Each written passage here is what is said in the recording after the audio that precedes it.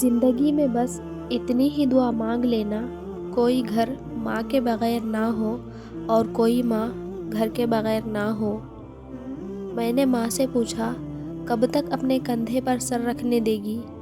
ماں مسکرائی اور کہا، جب تک لوگ مجھے اپنے کندھے پر نہ اٹھا لیں۔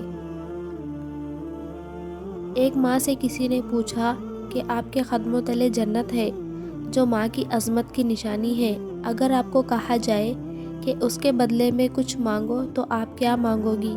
ماں نے بہت ہی خوبصورت جواب دیا، میں اپنے بچوں کا نصیب اپنے ہاتھوں سے لکھنے کا حق مانگوں گی کہ ان کی خوشی کے آگے میرے لیے ہر جنت چھوٹی ہے۔ جن کی مائیں زندہ ہے، اللہ ان کی عمر لمبی کرے۔ جن کی مائیں بیمار ہیں، اللہ انہیں صحت دے۔ جن مسلمانوں کی مائیں فوت ہو چکی ہیں، اللہ انہیں جنت میں جگہ دے، آمین۔ ماں کی محبت ہمالیہ پہاڑ ہے، جس کی بلندیوں کو کوئی ناپ نہیں سکتا۔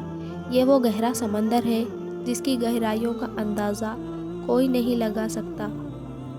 بچپن میں والدین تمہیں شہزادے اور شہزادیوں کی طرح پالتے ہیں، تو تم پہ بھی فرض ہے کہ بڑھاپے میں انہیں بادشاہ اور ملکہ کی طرح رکھو۔ اولاد اپنی ماں کے حقوق کی ادائیگی کی خاطر کتنے ہی سخت اور مشقت والے کام کیوں نہ کرے، وہ اس کا حق ادا نہیں کر سکتے۔